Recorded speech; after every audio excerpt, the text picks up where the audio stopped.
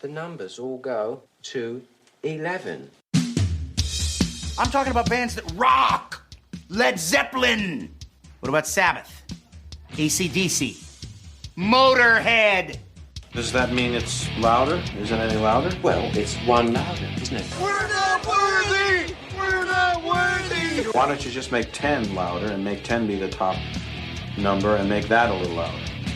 These go to 11. I get up off the ground and raise my head. Days like this, think I should be dead. One for Satan, two for me. Let's cheat the devil, it's fun, don't you agree? Welcome to the Nothing Shocking podcast. My co-host Bob Zero. With me in Deadbug Studios is Coach Nez. Visit us at zpnetwork.com, zoixonline.com. We're on Facebook, Twitter, No Shock Pod. We're on Apple Podcasts, Google Podcasts, Stitcher, all your podcatchers. Subscribe to the show, rate and review the show. We'll read your review on the air. And we're on Rock Rage Radio Sunday at 2 p.m. Central Time. Our sponsors are Ragged Records, Davenport, Iowa, and Rock Island, Illinois. But you can only go to the Rock Island, Illinois store because they're still recovering from the flood of Davenport, Iowa on the Mississippi River. And then we have Legends of Guitar Picks out of Milan, Illinois, and RockstarPicks.rock out of Queens, New York. And I want to thank the band Hong Kong Sleepover for letting us use their music. They got their new album out now. It's on Apple Music, Amazon, all your places to listen to music. I don't have it in front of me because I am not it's what is it called? Are you talking about the Butcher and Bolt? Yeah, Butcher and Bolt. I normally know that. We've had a marathon day today so far. Oh, yeah. And because we've been gone for 2 weeks and it's my fault. 3 weeks, three weeks, and one of them was my fault. Either way. It was a little break. My kids are doing a million things and it's just hard to get everything to line up, but hopefully we have a few lined up here in a row. We definitely have some in the can. So we should get you a solid month at least before we have to bail again. But our guest this week is Billy Sherwood. It was a fun interview. Of Yes. Yeah. Yes. They're on tour right now with Asia and Carl Palmer. There's other bands there. I'm again struggling to get through this, but before we get there, we do have some shows coming to the Quad City area. Ghost, October 8th. Both Eric and I are going to be there, and trying to get them on the podcast. I don't think that's going to happen, but who knows? And then Godsmack and Hailstorm, getting a little more headway with them. Hopefully they'll be future guests of the podcast, but they're September 22nd. I don't know if you've ever seen Godsmack live, but they're one of the greatest live bands that you'll ever see. It's hard to follow them, and so I'm excited to see that here in the Quad Cities. And I've always been a Hailstorm fan. They're a hard band to follow too, so that should make for two really good shows coming to the Quad Cities. We don't get a lot of rock, especially on the arena level, so it's cool to finally have that here. It's just we get such streaky amount of shows here. We'll get Paul McCartney, and then nothing. Then the Ghost gets announced.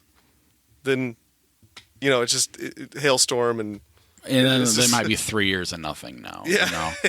And it's I'm also going up to Cedar Rapids to see Rob Zombie and Marilyn Manson. So and then I'm going to Louisville to see it all over again because I didn't really pay attention. But you'll have fun. Yeah, there's a lot of rock coming to the Quad Cities, so we're excited about that.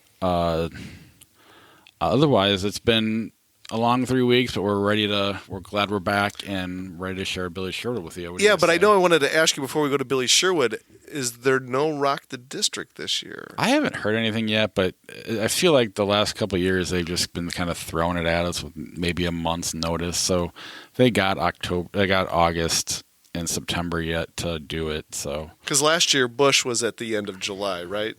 Right, but they've done it in June. They've done it in August. It's never been the same weekend. So oh, okay. I'm sure he's trying to find his act. I don't know. I love Rock the District. I want it to be good, but it does get repetitive. And I'm friends with the guy, or I shouldn't say friends. I know him. I went to high school with him.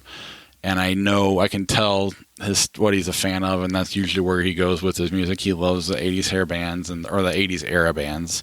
So he brought Tesla on, but we also grew up in the late 90s, so Chevelle and Bush, and so it's a lot of all great bands. I love them all, but I want to see I'd like to see him bring like Slash or something out of the ordinary that we haven't seen before.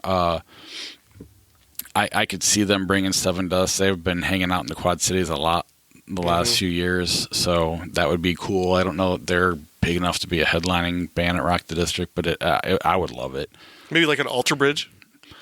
Alter Bridge would be, depending on whether Slash or Alter Bridge are touring at the time. I don't know which one, but I would love to see either one of those. That'd be amazing. But who knows what it'll do? I mean, it could be Vince Neil. It could who knows? I hope they do it, but I haven't heard anything yet. I did see on Facebook Kyle was talking about trying to book somebody, but I don't know. He didn't really give any hints, so I was thinking Hailstorm would be the perfect band, and now they're coming with Godsmack, so that ain't happening. Right, right. But we'll see. I'm excited about what he might do, and I think if Seven Dust does come, it would probably be with someone else, so that would be neat too. It would be. Yes, it would.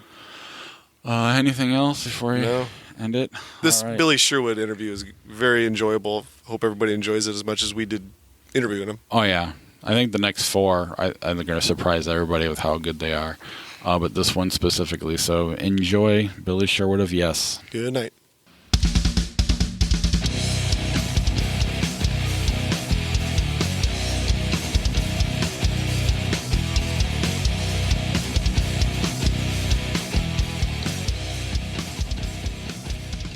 Hello.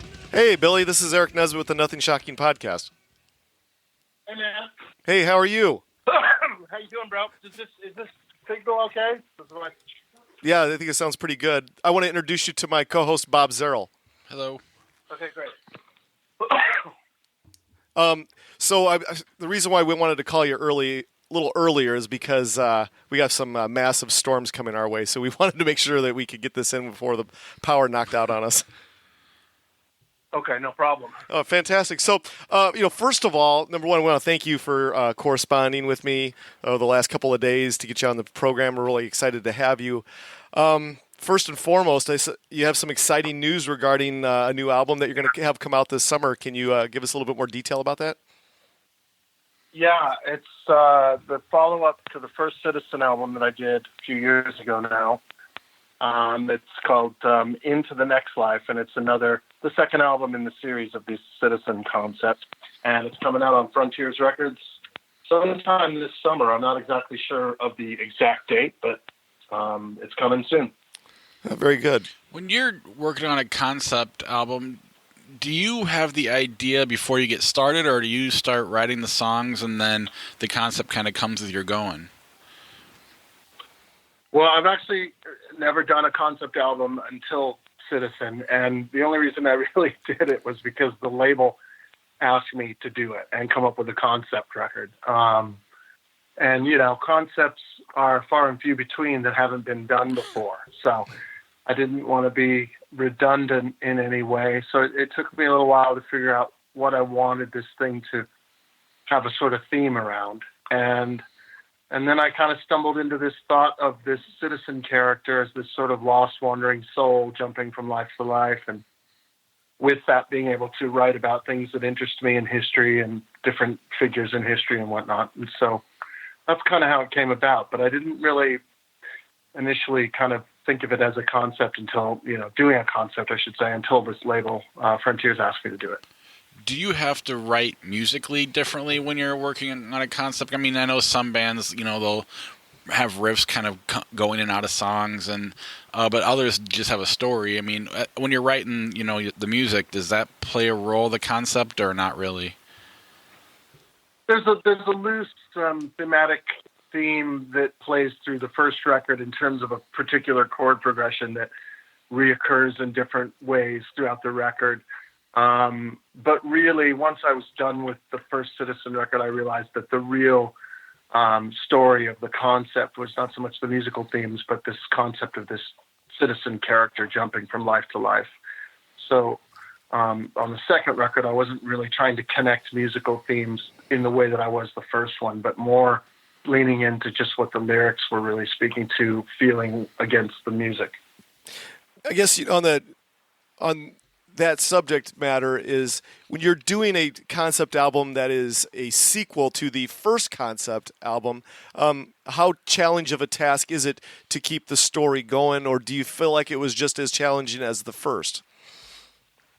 Well, fortunately for me, this particular concept is kind of an easy one to wrap my head around because I'm sort of even though I'm not a scholar of history, I'm a history buff, and I know quite a bit about it, and I like to write about those things. So I just put my mind into the mind of an old Roman soldier at the end of the Roman Empire, or as was on the first record, a friend to Galileo having a conversation about the Earth not being flat, and just kind of in a manner of fiction, blending that with reality and setting myself in those places and trying to think about those ideas and write about them. And for me, there's no shortage. I mean, I had to stop myself from trying to overthink it and stop at 10 because I knew that they wanted 10 or 11 tracks, Did you, since they were the ones that kind of brought up the idea, in hindsight, now that you're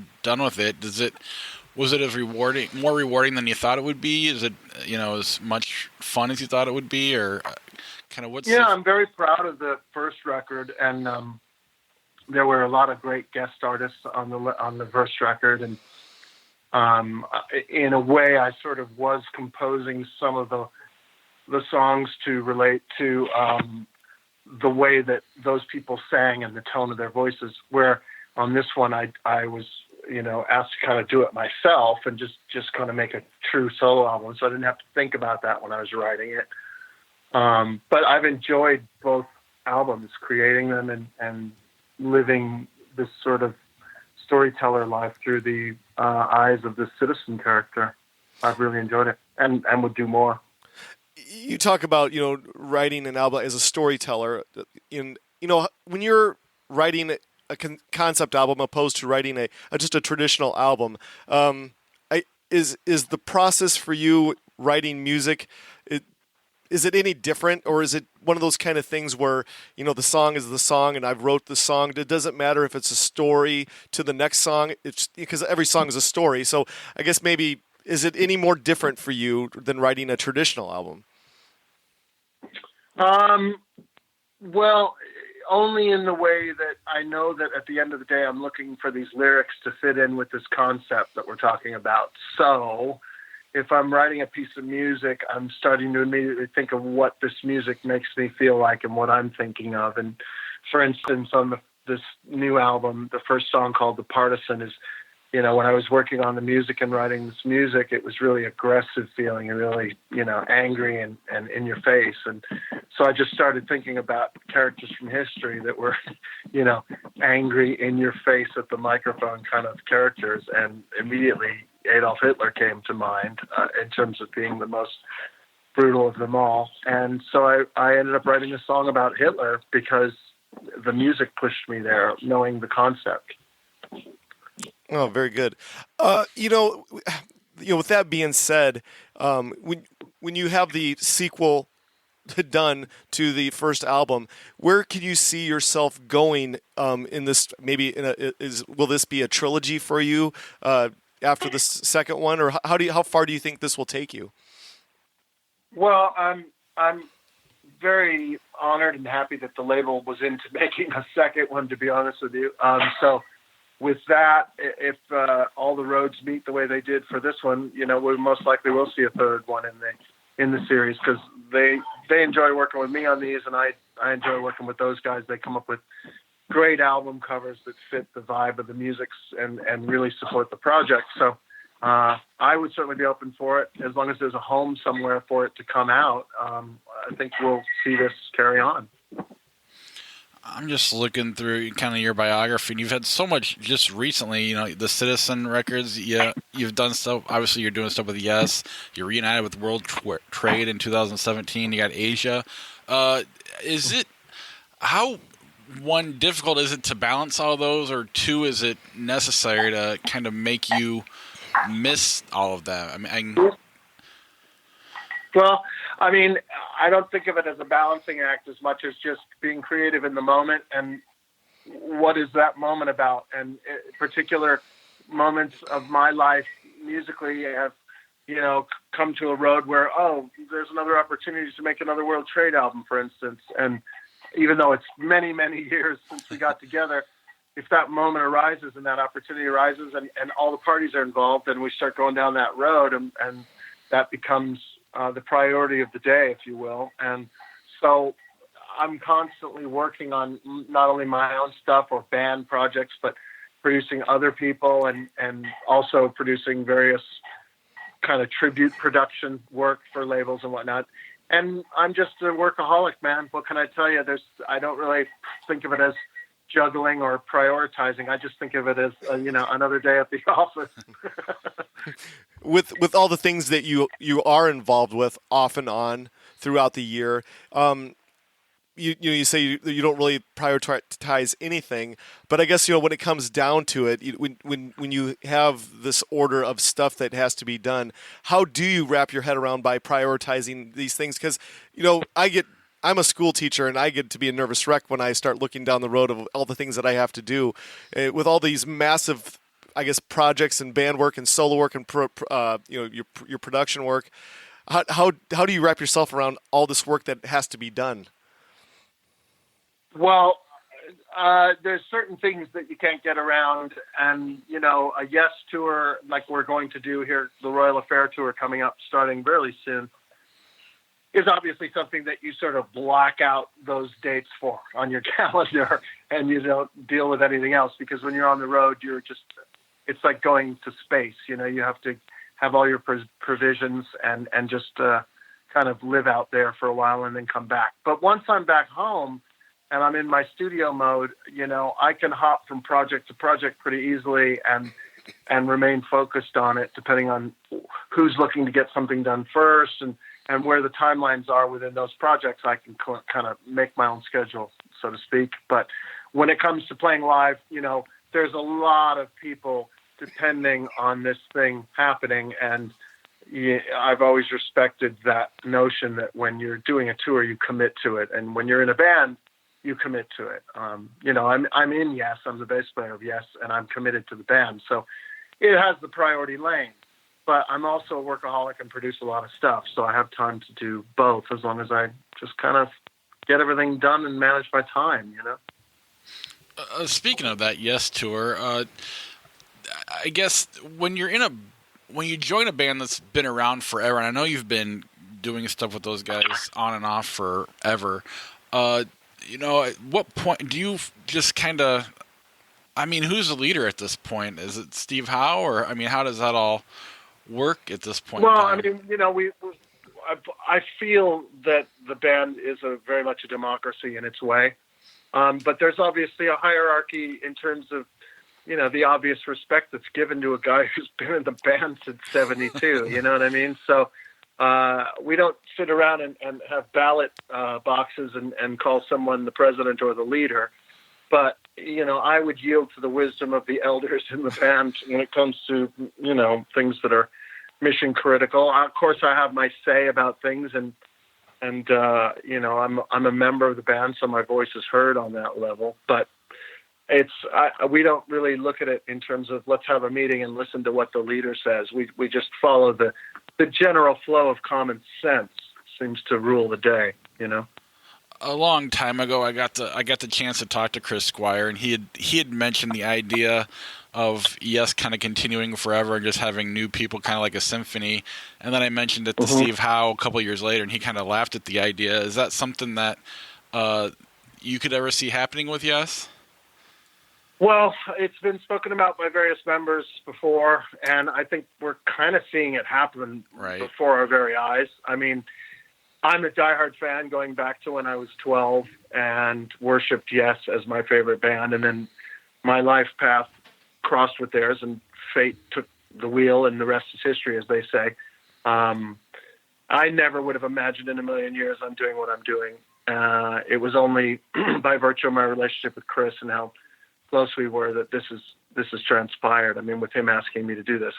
So I wouldn't have imagined it in a million years, but there it is. It's happening, and I'm actually a part of it. And now we've got John Anderson out of the band for quite some time, and John Davison is doing a fantastic job. And there's new blood in the sense that Jay Shellen is involved and playing some drums alongside Alan White, and there's just this feeling of vibrance and vitality within the band. So we're continuing on and just sort of taking it as it comes. But what has come seems to be that prophecy, if you will, that Yes is evolving, isn't it? Because, I mean, I was the first one to wonder if it would ever work with me replacing Chris Squire because he was such a huge figure in Yes.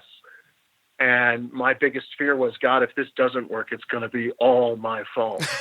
Because this is just, there's a lot of pressure on this particular position. But I think the fans knew my relationship with the band, which is important. And I think they also knew my relationship with Chris, which was important. And they have accepted it and welcomed me. And they've also been real supportive of the band through all this. And without the fans, of course, there is no band. So the fans really decide, I suppose, but we are the conduit for the music at the moment. It can go on as long as, Tchaikovsky is still being played and Mozart and Bach. So these things go on. The question is, will there be robots playing this in the future? Will we go up there and see, the Chris Squire hologram robot that plays this better than Chris and I together could have? So, you just never know where this is going. Touch upon touring. When you are in the works with the rest of the members of Yes, and let's face it, some of these original members are not getting any younger. When you're putting a tour schedule together, and touring is grueling, we know that. How do you guys structure a tour when we have aging members of the band? Let's face it, they're not 40 years old anymore. So how do you guys approach a schedule like that? I'm sorry. Repeat that one more time. I just had a message handed to me here. I'm so sorry. Oh, one more time. I apologize. How do you approach a touring schedule? Like I said, some of the band members are not getting any younger. They're original guys. They're aging, and touring is grueling. Yeah. We know that. So how when you're dealing with the grueling road of a tour with older members, how do you structure a tour schedule up? Like you do when you have guys that are they're not 40 years old anymore. Well, I mean, these guys are motivated individuals, and they have a burning passion for Yes, as I do, and anyone in Yes has. And nothing's really going to stop them from doing this. So that's a question really for those individuals who are feeling any kind of trepidation about it. But when I look around the stage, everyone is just so excited to be there and is filled with so much energy that the thought of stopping or should we look at scheduling because this guy's a little tired doesn't even come to mind. It's just a matter of playing the music and getting on stage and getting on with it. So I think it's for that reason, it's really quite energetic and vibrant from everybody's corner and feeling very new and fresh every time we go out on tour. With a catalog as exclusive as theirs and also songs that are as long as theirs, is it hard to set up a set list every tour? I know in the past you guys have picked a couple of records to play beginning to end. How do you come up with a set list? Well, this is where, I yield to the wisdom of some of the other guys in the band, namely Steve, who comes up with a lot of the set list choices. That said, I put in the Jedi mind trick where I can for the things that I'd like played in the tour, and some of those concepts have come to fruition. And especially coming out with what we're about to do on this tour, we're going to be playing something that I've been dying to play for a long time. So that's about all I can say. I'm kind of sworn to secrecy, but I yield to the other guys for set lists, and I put in my 2 cents, but I don't get too involved because I wasn't there when they created Close to the Edge, so what am I going to say? I'll play it. I love to play it. So. One of the things that I find most impressive is, obviously their musicianship's beyond, as good as any band, if not better, but that harmony that Anderson and Squire could do with neither one of them in the band. You guys still being able to do that. Is that you and John, or is that the whole band? I mean, how are you guys doing that live? Because it sounds amazing. I've seen you guys, and I really find it impressive. Right on. Well, it's still the same orchestration. I mean, literally down to the particular job that when I was asked to come in and do it was not only just to play bass, but to sing all these Squire parts and do that gig. And to that end, Steve's still singing his same parts, and I'm singing the Squire stuff, and John's right down the middle. So it's the same soup that it's always been. It's just different components in terms of the individuals doing it, but it's the same exact kind of arrangements in terms of how they've always been done in the past and how we've known and loved them all these years. I kind of want to switch gears on you for a second. Obviously you're a well-documented producer as well as, performer. As far as creativity goes, being behind the board, doing the producing of an album for other artists, or they're performing your stuff or with Yes or with whoever, World Trade, does it give you just as much satisfaction doing either or where are you at in your career when it comes to that? I love music, so I don't really have a problem with who I'm working with in terms of like, oh, wow, I'd rather be working with a superstar than a brand new band that no one's heard of. I love music. I love working on music, and I tend to take the projects that come at me, which are many, thank goodness, because, it's a difficult way to survive, but I've been blessed in that way. And I just really engage in the process with whatever band I'm working with, whether it's Air Supply or Motorhead or Yes or Paul Rogers or Wrapped, Dangerous Toys. I mean, you name it. I just jump in. And, a lot of the stuff that I've jumped in, some people have looked at me like, what are you doing here? What do you know about this? But I just jump in and get it on and get the job done. And I tend to work well with others, as they say.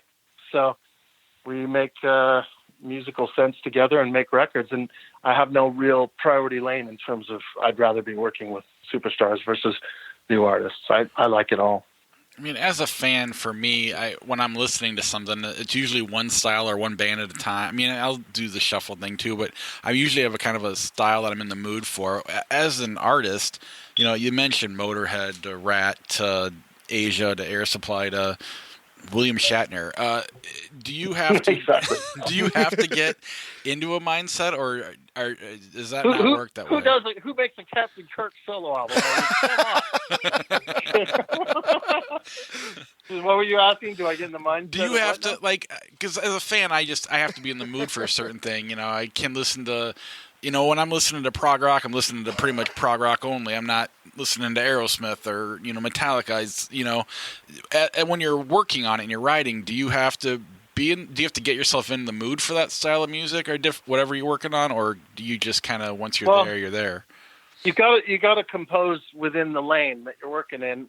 For instance, I made a record a few years back now called The Fusion Syndicate, which was really a fusion-based record, no vocals, so to speak of, and it was really designed to live in that realm of like that 70s fusion, Mahavishnu, Return to Forever, Chick Corea, sort of Weather Report vibe. So I'm a fan of all music, and I know those genres all very well. I listen to them still.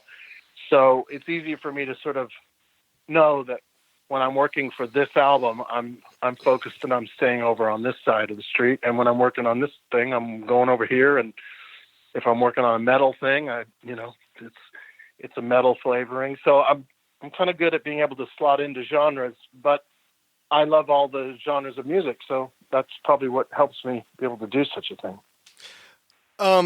Once again, I'm going to switch gears on you. You and Chris Squire worked in Conspiracy together. It was such an intriguing project, if you will. Apart from Yes, how did the Conspiracy band or project, how did that all come about? Well, Chris and I had been writing songs ever since we started working together right after we wrote The More We Live, which ended up on the Union album. And we had written a few songs other than that in that era. One of them is on the Yes Years box set called Love Conquers All. And then there was a couple extra songs called one Say Goodbye and another one was The Lonesome Trail. So we had this kind of collection of songs that were sort of just out there and didn't really have a home. And at one point we kind of looked at each other and said, let's combine all this music, form something and put it out. And it was at that point we kind of needed a name, and we were batting around a few times, and I kind of jokingly said, why don't we call it Conspiracy? Because these guys think we're up to something anyway all the time. So let's just give them something to talk about. So he liked that, and we ended up calling it Conspiracy.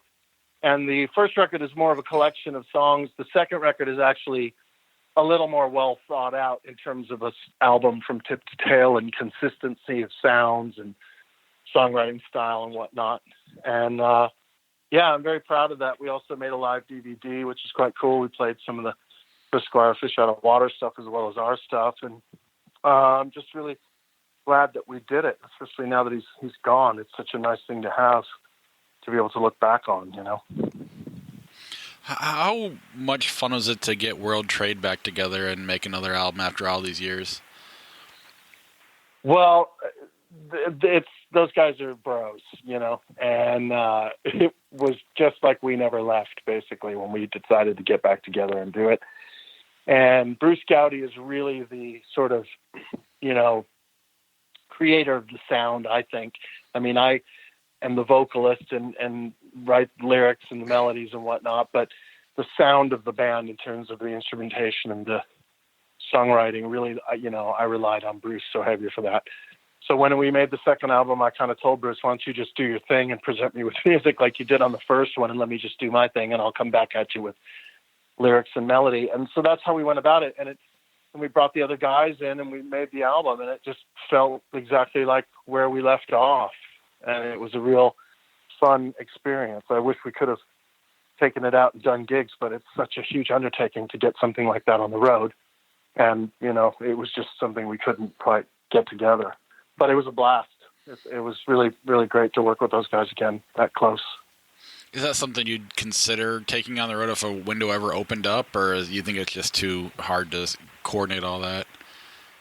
It's difficult to coordinate live things because, you know, everyone's really busy in their lives. Right. And, you know, this guy's working over here and committed for this time slot and vice versa. And before you know it, it's just really difficult. So I would do it if there was an opportunity and it worked. But it's a tough one because everyone in that band is doing a lot of other things that are kind of occupying the time and get priority lane. Talking about other things that you've done, with the Prague Collective, 2012 and 2013, are we going to see anything come back out of that here? We're like 6 years away from it. Do you plan on revisiting that project ever again? You never know. Those records came out on a label that I work with called Cleopatra Records here in Los Angeles. Mm-hmm. And I just had a meeting with them not too long ago and was discussing the idea, and it looks like we're going to proceed with making Fusion Syndicate 2, which is the record I was just telling you about, the Fusion record. We're going to do a follow-up to that. So you never know.